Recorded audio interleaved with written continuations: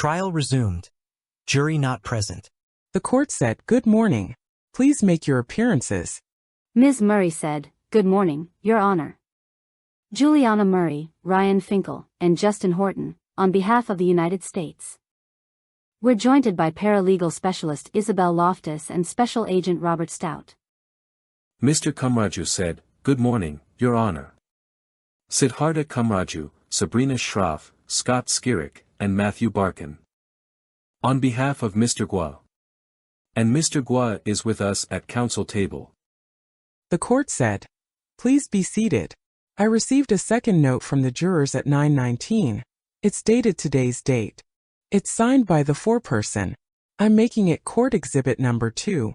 States we, the jury, request the hard copies of GX79 we received in the black binders early in this trial. Also, a hard copy of GX417T. I'm sorry, GX9 is the first item, so GXE9 is one item. But the transcript of GX417T, that's a binder that has other items in it. And so my question is, would you want me to send back the whole binder or just GX417T? Mr. Kamraju said, "I think we should send back what they ask for, Your Honor." Mr. Finkel said, "Your Honor, these are transcripts they have electronically. So sending them more of them in a hard copy, I think would just make things easier for the jury. It would be easier for the parties, and Your Honor's staff as well, since they're already put together in a binder, which they've already been provided. So the government's view would be to just send back both sets of the binders. The Z9 binder, which I understand your court staff has, and the 400 series binder, which includes 417T. The court said, "So the one that contains GX417T also contains GX404T, GX405T, GX406T, GX408T, GX409T, GX411T, and GX412T and G times 413A-T. Mr. Finkel said, "Your Honor, on further reflection, hearing all those, if the court's preference is to just send back 417T, it won't take us very long to print those off, and we can do that instead, just to avoid an issue, frankly." The court said, "Understood. Yes, it would be simple just to send back the GX417T. Mr. Finkel said, "Your Honor, we're going to print them right now, bring them up. So we don't have to break apart the binders, which would take more time actually, I think. We'll just print 417T. Bring them up." The court said, "All righty. Go ahead." Mr. Finkel said, "We're doing that now. It will take a few minutes. One other item, Your Honor, that came to our attention last night, if Your Honor is ready for a different issue. I don't know if this is really an issue. I guess it's really more for the defense. But in an abundance of caution, I just wanted to raise it with Your Honor, and the court with Your Honor, and the defense. Upon reviewing the transcript last night, during the charge, this is at page 5787, and I have hard copies. If the court would like, when discussing the government's burden and what is reasonable doubt, Your Honor, according to the transcript, said, if you have reasonable doubt as to the defendant's guilt, you should not hesitate to find the defendant not guilty. But on the other hand, if you find that the defendant has met its burden of proving the defendant's guilt beyond a reasonable doubt, you should not hesitate to find the defendant guilty." The court said, "So I specifically remember that misstatement and then going back and saying, 'Government, does the defense concede that that is what I said?'" Mr. Kamraju said, "Yes, Your Honor. We're fine." The court said, "Okay." Mr. Finkel said, "Thank you." The court said, "So I will ask that the transcript be corrected." Mr. Finkel said, "Thank you, Your Honor." The court said, "So we still have the issue of the first note. My sense is that the second note is a clarification of the first item requested in the first note. Do you agree?" Mr. Kamraju said, "That was my impression, Your Honor." Mr. Finkel said, "Government agrees." The court said, "Okay. So then the issue becomes then what about this restatement of the limiting instruction? Mr. Kamaraju said, I think we should ask them. Because I think there are a number of limiting instructions that Your Honor gave over the course of the trial. I think some of them were different, and I think they have different import. So I think we should just ask the jury to be clear as to what they mean by it. The court said, okay. Let's have the jurors brought in. Jury present. The court said, please be seated. Good morning, jurors. The jury said, good morning. The court said, when we stopped yesterday, I read out loud the note that I had received from you. It contained 2 requests. The first request was physical copies of transcripts. Then this morning at 9:19 a.m., I received a note stating, the jury, request the hard copies of GXC9 we received in the black binders early in this trial. Also a hard copy of GX417T. Those, I believe, are the transcripts that you were referring to in the first note. If I'm wrong, then you'll send me another note. With regard to the second request from yesterday, restatement of limiting instruction, I need more details about what it is that you're requesting because I don't entirely understand the request. I will need that in a note, so you'll go back to the jury room. Jury not present. The court said you may be seated, so I'll let you know when the second note of today comes. Mr. Kamaraju said, thank you, Your Honor. Recess pending verdict. The court said, please be seated. I received a third note from the jury at 10:49 a.m. I'm making it court exhibit number 3. It's signed by the foreperson. It has today's date. States we, the jury. One of the jurors disclosed they had Googled William J. this morning. How would you like me to handle this? Mr. Kamaraju said, could we just have a moment, Your Honor, to confer? Counsel conferred. Ms. Shrofa said, Your Honor, I apologize. Could the court reread the note, please? The court said, sure. Ms. Shrofa said, thank you. The court said, it states, we, the jury, one of the jurors disclosed they had Googled William J. this morning. Ms. Shrofa said, thank you, Your Honor. Counsel conferred. The court said, the most recent case that we've found on replacing a juror for good cause because of juror misconduct is United States v. David Delva, 858 F.3d 135. Mr. Kamaraju said, Your Honor, I'm sorry. I wasn't sure if you were done. Ms. Schroff and I actually dealt with this in US v. Schult. And the way that we handled it there, or Judge Crotty handled it there, was I believe the court made an inquiry of the foreperson as to what was the sort of disclosure. You know, whether the person told any of the jurors what they found on Google, and which juror it was. Since we obviously don't know strictly from the note. So I think that would the next step.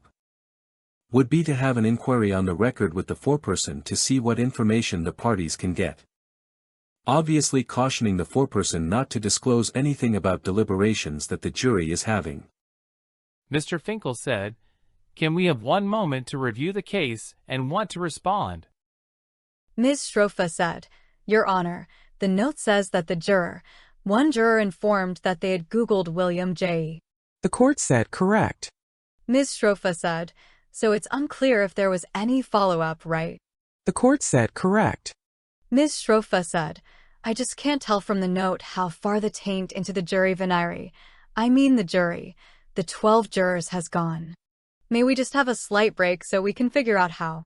Mr. Kamaraju said, I think we should ask the foreperson. The court said, I'm sorry? Mr. Kamaraju said, could we just have 2 minutes?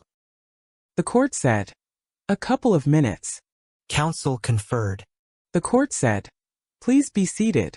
I'm going to hear first from the defense. Mr. Kamaraju said, Your Honor. I think we would adhere to our proposal that I think Your Honor should question the foreperson first to, 1. Identify which juror made this disclosure, and, 2. Understand what the extent of the disclosure is. During that inquiry I think Your Honor, as naturally would, should at the beginning caution the juror to not disclose anything about the deliberations. And limit their answers to specifically the disclosure about the Google. And I would propose that inquiry should happen not in the box, but in the robing room. Mr. Finkel said, so, Your Honor, Obviously, it's unclear exactly what the information is.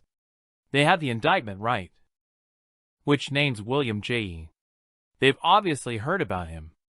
So if it's well, we don't necessarily oppose what defense counsel has proposed. We certainly agree that any inquiry of the court seems to be another note. The court said yes. If you'll just finish your sentence. Mr. Finkel said, I was going to say, we agree the inquiry should be limited.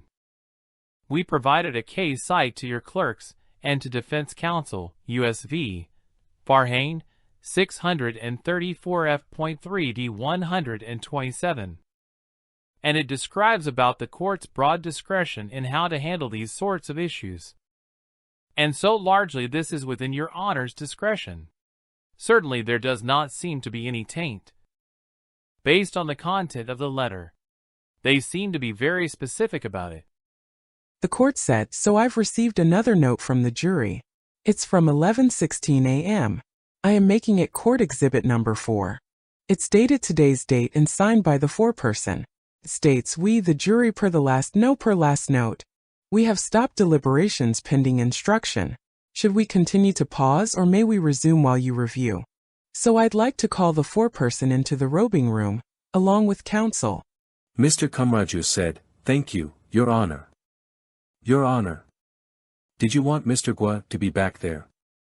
The court said, are you making that request? Mr. Kamraju said, no, Your Honor, we weren't. We weren't. The marshals just asked. We're not making a request. The court said, okay. In the robing room. Foreperson present. The court said, at 10:49, I received a note from the jury. Says we, the jury. One of the jurors disclosed they had Googled William J. this morning. And it's signed by the foreperson and dated today's date. And I made it court exhibit number 3. We have with us the foreperson of the jury, juror number 1. I received another note at 11:16 a.m. It is court exhibit number 4. Also signed by the foreperson dated today's date. States, we, the jury per last note. We have stopped deliberations pending instruction. Should we continue to pause or may we resume while you review? So first I want you to listen to my questions very, very carefully and only answer what I'm asking. Above all, I don't want you to state anything about the deliberations, where you stand, for example, as to whether or not the defendant is guilty or not guilty. You understand? Foreperson, yes. The court said, all right. My first question is which juror? Foreperson, number 2. The court said, okay. And you say that he stated that he had Googled William J.E. Did he state anything further? For example, about what he had found out? Foreperson, the court said, did he state anything beyond the fact that he had Googled William J.? Foreperson, she stated why she did it and that was it. The court said, was everyone? Were all the jurors in the room at that time? Foreperson, yes. The court said, and from your observation, do you think that everyone heard that? I know it's impossible for you to say what someone else heard, but based on your observation? Foreperson, yes. The court said, okay. I'm going to excuse you for now. I don't want you to discuss what we have discussed. Foreperson, okay. The court said, all righty. Foreperson not present. Mr. Finkel said, Your Honor, you should instruct the foreperson to not continue deliberations while we continue this. Paused. Time. The court said, I think that they have said they've. Ms. Shrofa said, right. The court said, so I propose bringing in number 2 at this. Mr. Finkel said, Your Honor, to the extent I may, to the extent Your Honor feels it appropriate. Obviously, it's within Your Honor's discretion. I think one question for juror number 2 back to it. To the extent Your Honor feels it appropriate to ask, whatever juror may second a scene. Obviously, could be any number of things. The question is whether the juror can place whatever they saw out of their mind and just focus on what is evidence at the trial. Just consistent, of course, with Your Honor's general instructions. The government thinks that would be an appropriate inquiry at this point. Ms. Shrofa said, no. Mr. Kamraju said, so obviously. Ms. Shrofa said, that's not the. Mr. Kamraju said, sorry. Obviously it will depend on what is said. But there is a more fundamental question of the juror disregarding the court's instruction not to Google or do any outside research, which is independent from their ability to set aside whatever they found. So I'm not proposing any course of action now. But I am saying there are two distinct issues here that we're going to have to deal with. Ms. Shrofa said, "Actually, I think there are three, Your Honor." The court said, "I see a third issue." Ms. Shrofa said, "Right." The court said, "A third issue is." Ms. Shrofa said, what she said to the jury about why she Googled William J. That's the biggest question. The question is how far the taint goes into the jury. This should be I'm sure the court knows this. The first step is just to ask her what is it that she said to the entire jury pool and stop there. Because I personally, given her answer, would like to talk to an appeals lawyer before I take the next. I think the most important question isn't what she did. The first question is what she said to the jury about what she did. This isn't just about what that particular juror. Mr. Finkel said, "I understand that. Obviously, we should see what she says. But the ordering is important here. She explained why she did something, not the result of what she had done." Ms. Shrofa said, "You don't know that." Mr. Finkel said, "Can I please finish, Ms. Schroff? You're right, we don't. We need to see what she says. But please, just please, thank you. It would be different, and we'll see what she says." But it's obviously different if juror number 3 said, and apparently did not juror number 2, said, apparently did not, "I Googled it and, as a result of what I Googled, I believe this." She said, "We were discussing something in here, and because of that I Googled something." And it appears the rest of the jury said, "Stop." And the jury did the right thing. So I think that's important. And we'll see what she has to say, and the government will evaluate. The court said, "If she said more than 'I Googled William J.E.', then there's the question of what impact did that have on the 11 other jurors." Mr. Finkel said, "Absolutely, Your Honor." But if she said? The court said, "In other words, I don't see how I cannot interview every single juror." Ms. Shrofa said, "That's correct." Mr. Finkel said, "We have to see what I think she said first. That would be the government's proposal, Your Honor. For example, if she says, 'I saw that William J. was charged in this case,' they know that. He's on the indictment. So there would be no prejudice there. So it depends what the information is." The court said, "So there are two pieces. What did she see? What did she learn? And number 2, what did she say?" Mr. Finkel said, "The government agrees." The government agrees. Ms. Shrofa said, "I just think the order is the opposite. What she told the jury is more vital than what she saw or what she comprehended." The first question, the court is correct, is what did she say to the jury as to why she Googled William J. And then I think every juror must be questioned. I can't imagine that taint should not be explored. The court said, "I don't think we should assume that he has adequately characterized what happened." Ms. Shrofa said, "Oh, that's true." The court said, "I think I should first ask her whether she made any statements concerning William J. I think that's where I have to start." Mr. Finkel said, "It would be about the Google search, though. Of course they are talking about." The court said, "About the Google search, yes." Mr. Finkel said, "Thank you, Your Honor." Juror present. The court said, "Hello." Juror said, "Hi." The court said, "You're juror number 2, right?" Juror said, "Yes." The court said, "I want you to listen very, very carefully to my questions, and only answer the question that I'm asking. Understood?" Juror said, "Yes." The court said, "Did you say this morning in the jury room that you had Googled William J.E.?" Juror said, "Yes." The court said, "Did you state what you had learned?" This is a yes or no question. Foreperson, yes. The court said, "And what is it that you said?" Foreperson, because the indictment mentioned also William J. Frankly, I just wanted to know if there was also a case on William J.E. So what I told them was that, I said, well, this case also involves William J.E. So we are, it's because there was one person. The court said, well, no. I can't have you discuss anything that was said by somebody else. Juror said, okay. The court said, I am concerned about what you said to the others. Juror said, I just told them that I wanted to know if there was also a case against William J.E. And I said that I did Google his name, and that there was also a case against him. That's all I said. The court said, that's it? Juror said, that's it. The court said, that you Googled William J.E. There was a case against William J.E. Juror said, yes. The court said, okay. You may step out. Juror not present. The court said, okay. So I did not ask whether she could put aside what she learned, because I wanted to first ask whether you want me to ask any additional questions before I go there. Mr. Kamaraju said, I think it would be helpful to know when she conducted this Google search.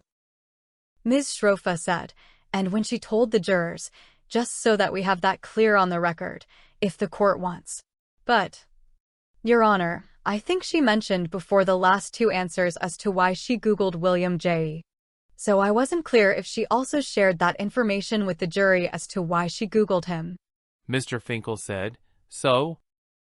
Ms. Shrofa said, because we cut off the answer, rightly so, but maybe there is a more precise or narrow way to ask why she did it. Mr. Finkel said, the government has no objection to the two questions. When she Googled it, and what time she told the jury approximately. I think those are fine. The why question seems to go into their deliberations. And I think Your Honor appropriately cut her off.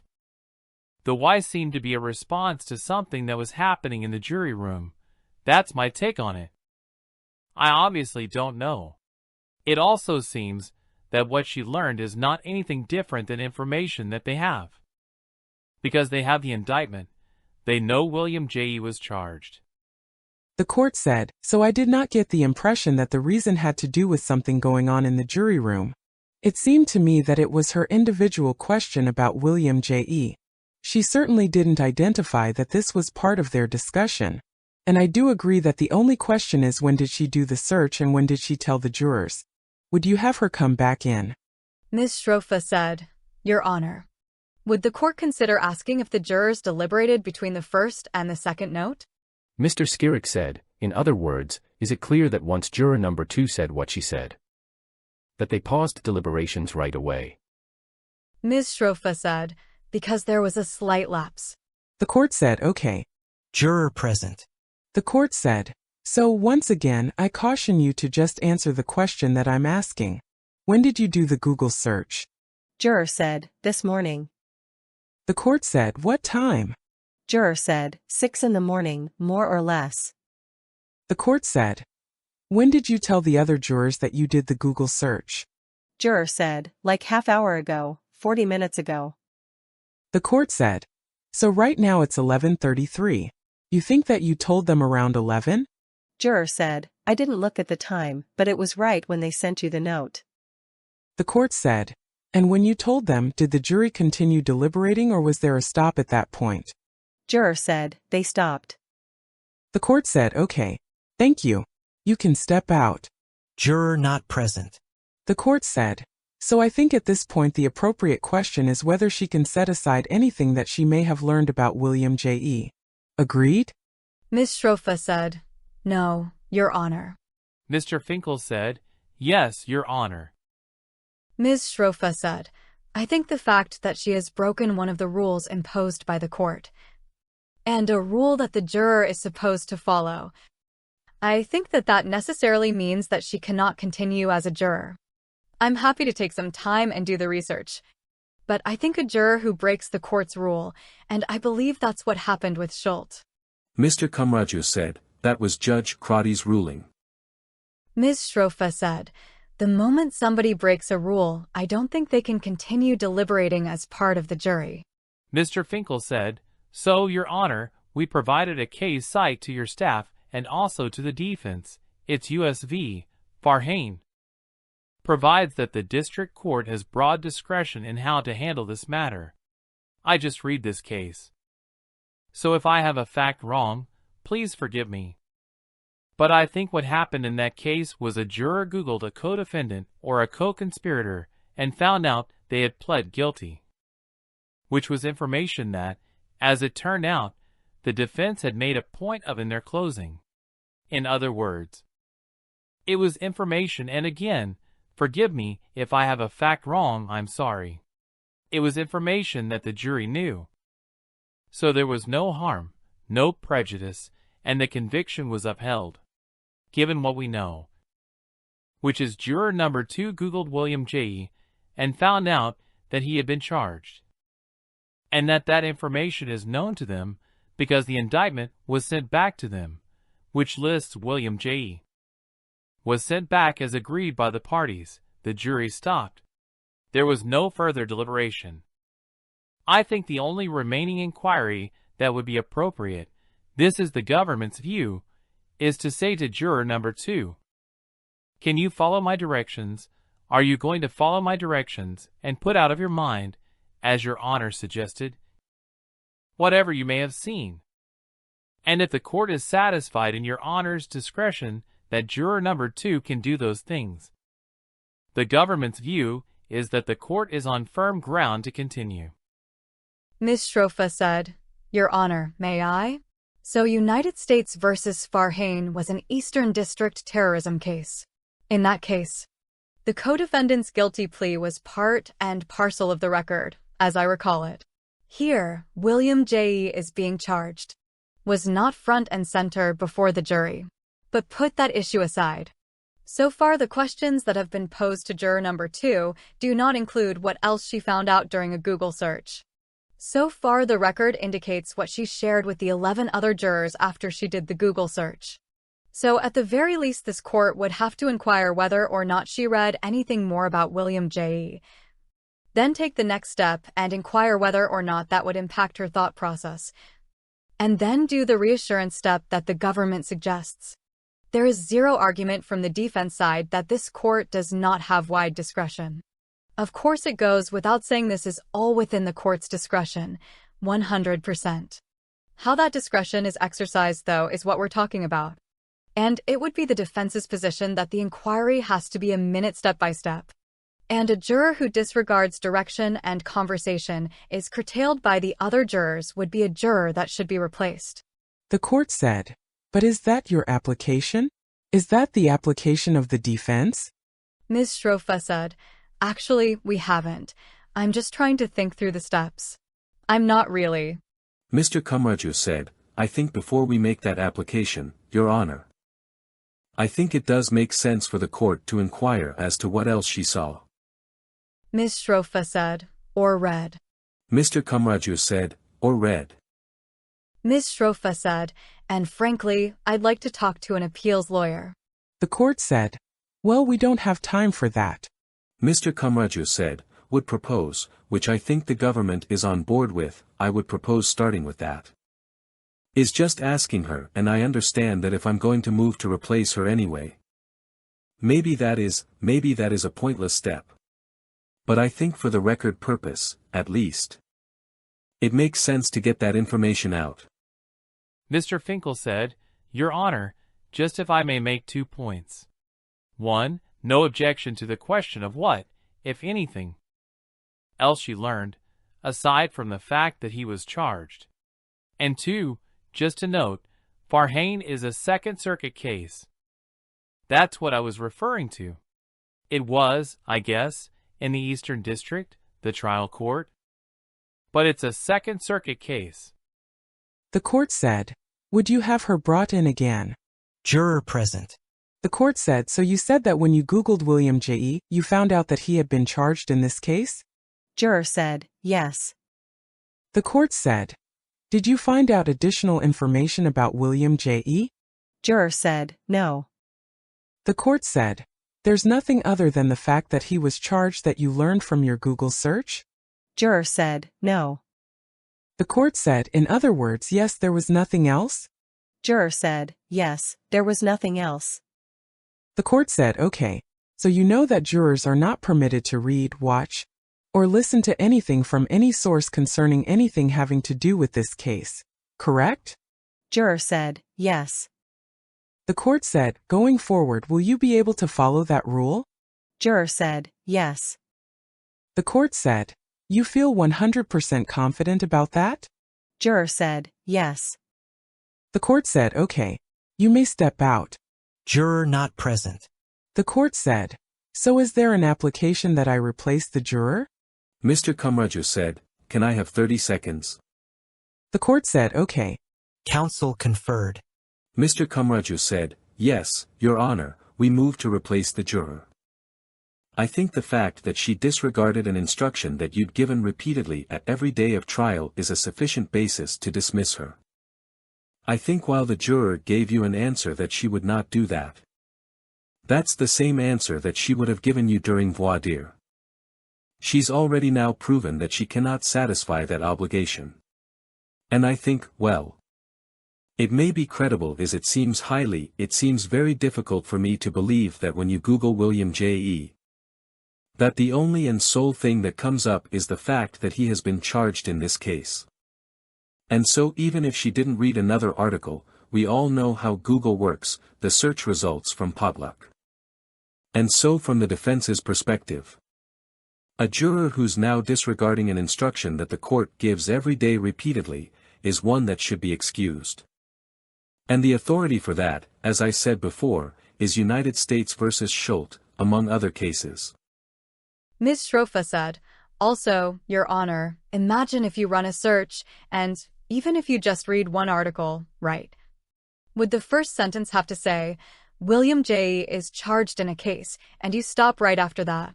It's very hard to sort of fathom how her answer pans out in a Google search. One could run a Google search. That's what I was concerned about in the response. Mr. Finkel said, Your Honor, the government opposes that application and believes you have broad discretion here to deny it, and there are a few reasons why. The first is you can judge, Your Honor can judge, that juror's credibility. And what the juror told you is what she said happened. And if you perform a Google search, as we all, I'm sure, have, undoubtedly, that doesn't mean you click on an article. It doesn't mean you read articles. She said she Googled it. And it would be likely to Google William J. Yes. And if, for example, the press release from our office comes up as the first or second or third thing or news article saying William J. was charged in this case, there is no additional information that has been introduced into juror number 2's brain or certainly the jury overall's brain that is anything unknown to them. Because they know that William J. was charged. So do they know Yvette Wong was charged? Because it's on the indictment. They have the charging instrument. They have the allegations that the government has made in the indictment. The fact that they also have instructions about what to think about just one person being on trial, as opposed to other people being on trial. Your Honor is best positioned, and the only person who is positioned, to use Your Honor's discretion. Make a credibility assessment, and an assessment of this juror's ability to follow directions. The government's view is that she was candid with Your Honor, said she did it once this morning. Learned information that the jury already knows. The jury stopped right away. They are ready to renew their deliberations, and we think we should let them. Mr. Kamraju said, there is one point I would like to make about that. William J.E. is charged in an obstruction count. That does not appear in the indictment. So we don't know what she read. But certainly if the title of an article says, William J.E. charged in an obstruction count, that is information that she would not have. And the difficulty is I don't see how you can ask for a question that doesn't get to that. So I do think that there is potential for information that could be out there that the juror does not know already. And I'm not sure that there's an easy way for the court to get there that doesn't trip up. The court said, which is the next alternate who's up? The law clerk said, alternate number 2. The court said, okay, I think that it is appropriate that she be substituted, and I am going to excuse her here. We'll have to bring an alternate number 2. Where is he coming from? The law clerk said, "He's on his way. He said he'll arrive at around 12:30. The court said, my goodness. Okay, so if you'll have her brought back in. Mr. Finkel said, Your Honor, it seems like Your Honor has made its decision, and so I won't go any further. Unless there's one additional piece I can be heard on. The court said, you can talk.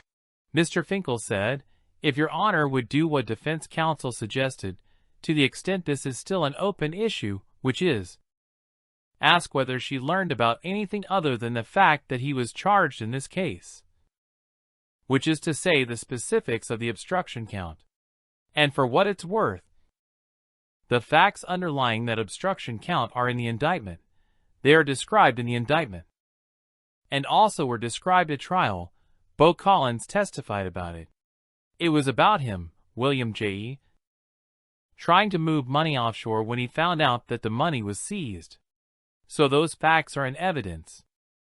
They are known. They are known to the jury. And it's certainly known to the jury that he's a co-conspirator and was charged as a co-conspirator. So that's the government's view. The government wouldn't oppose, and since we're going to, if we're really thinking about kicking her off and starting anew. See any harm in asking that additional question anyway. Maybe it will satisfy Your Honor. The court said, but I did ask her whether she learned anything in addition to the fact that he had been charged. Mr. Finkel said, right? So that's my point, I guess, really, is sort of in response to defense counsel. There's no information to suggest that she learned about the obstruction count. I don't mean to belabor this. Your Honor, if Your Honor has made a decision, you've made a decision. We can move on. I don't mean to intrude. Obviously the government, and I'm sure all the parties don't want to have to start deliberations anew. But if that's what Your Honor has decided, that's fine. The court said, so just so you know, when I did the Google search, the first thing that comes up is the Department of Justice press release, and then is the SEC press release. So, and then of course there's an FBI. Mr. Kamaraju said, they do a lot of press, Your Honor. Mr. Finkel said, which is all about this case, obviously. But I understand Your Honor's point. And if Your Honor has decided to strike her, then the government understands that, and we'll continue. The court said, okay, so let's bring her back. After I excuse her, I'm going to call the jurors and just to remind them that they are not to deliberate any further. Mr. Kamaraju said, yes, Your Honor. Juror present. The court said, so I want to thank you for the weeks that you have put into this process, but I'm going to have to excuse you. Juror said, okay.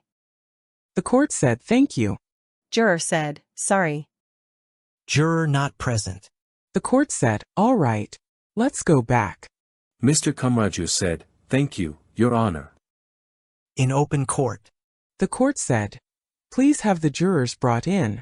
Jury present. The court said, members of the jury, you must cease your deliberations till I tell you that you can begin again. I'm hoping that I will be doing that shortly. You may go back. Jury not present. The court said, you may be seated. I want to know whether the attorneys would like me to retrieve any of the items that have already been delivered to the jury room. Mr. Finkel said, the government doesn't believe that's appropriate. Mr. Kamaraju said, I'm sorry, I didn't hear. Mr. Finkel said, I said no.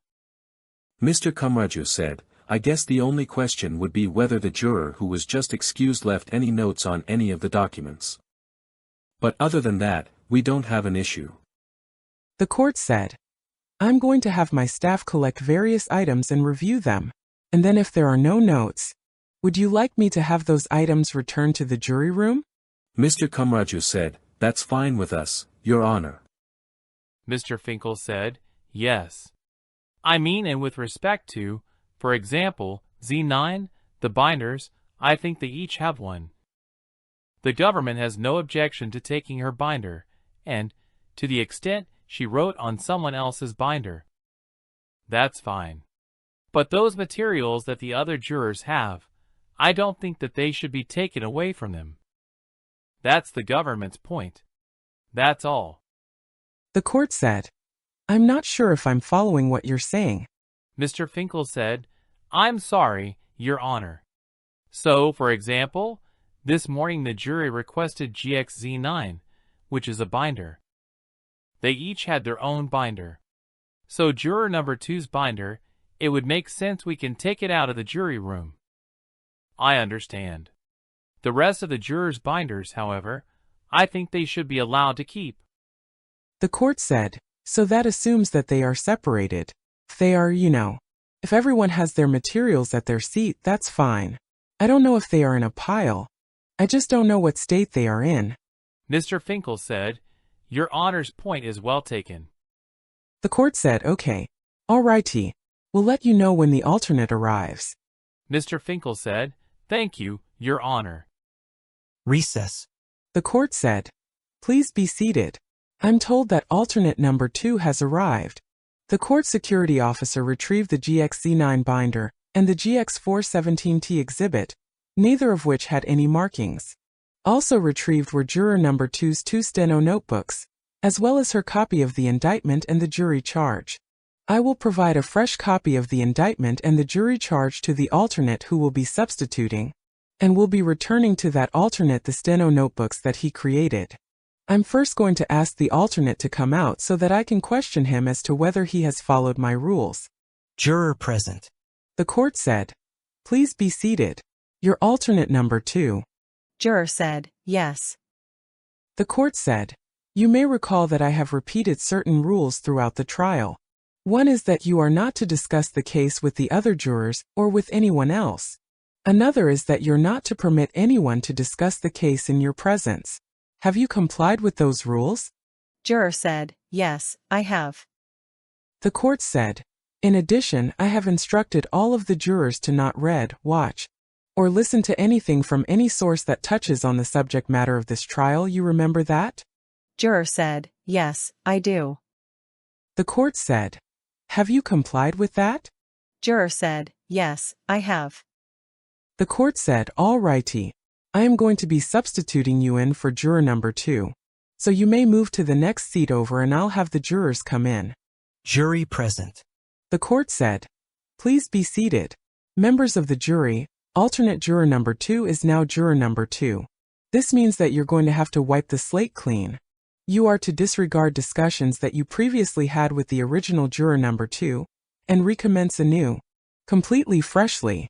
So don't refer back to things that were said when the prior juror number 2 was part of the jury. You must start from square one. Everybody understand? The jury said, yes. The court said, okay. Everybody says yes. All right. You may commence your deliberations. At 12:40 p.m., the jury retired to deliberate. The court said, please be seated. I will let you know if I hear from the jury. Is there anything that you want to let me know? Ms. Murray said, Your Honor. I just wanted to inquire whether the court would be inclined to let the jury stay later than 5 today if they would like to continue their deliberations. Court said, oh yes. Ms. Murray said, thank you. The court said, all righty. I'll let you know. Recess pending verdict. The court said, please be seated. Please have the jurors brought out. Mr. Kamaraju said, I just had a question, Your Honor. I was wondering if we're going to do what Judge Stein did earlier in the Menendez case. And just say to the jurors or send them a note that says something to the effect of, we plan to break as normal at 5 o'clock. If you want to stay later than that, send us a note or something like that. The court said, I'm going to tell them that directly. Mr. Kamaraju said, okay. Jury present. The court said, you may be seated. Members of the jury, I just wanted to let you know that if you'd like, you're welcome to stay late this evening. If that's what you'd like, you'll just send me a note to that effect. All righty. If you need to ask me a question, of course you'll have to send me a note. But let me tell you that. Of course I would have dinner brought in for you. Okay. Jury not present. The court said, I'll let you know if I hear from them. Ms. Murray said, thank you, Your Honor. Recess pending verdict. The court said, could we have the jurors brought in, please? Jury present. The court said, "Please be seated. Members of the jury, I received your note at 3:45 p.m. which states, 'We, the jury.' Unfortunately, the jury is unable to stay past 5 p.m. for deliberations. It's signed by the foreperson and dated today's date. So you've come to the end of your work for today. You'll return on Monday to continue with your deliberations. So all deliberations must cease starting now. And when you return on Monday, you'll recommence. So it's the same old rules as before. Don't discuss the case amongst yourselves or with anyone else. Don't permit anyone to discuss the case in your presence. Don't read, watch, or listen to anything from any source that touches upon the subject matter of this case. You will recommence deliberations when you're all in the jury room and the foreperson says it is time to recommence. So thank you and see you back on Monday. Have a good weekend." Jury not present. The court said, "Please be seated. Is there anything from the parties?" Mr. Kamaraju said, "Not from the defense, Your Honor." Ms. Murray said, "I just wanted to confirm what time you would like the parties to be here on Monday morning, Your Honor." The court said, "So I see no need for you to come to the courtroom at any particular time. We'll let you know when we get a note." Mr. Kamaraju said, "Thank you, Your Honor." Ms. Murray said, "Thank you, Your Honor." The court said, "Have a good weekend." Adjourned to July 15th, 2024 at 9 a.m.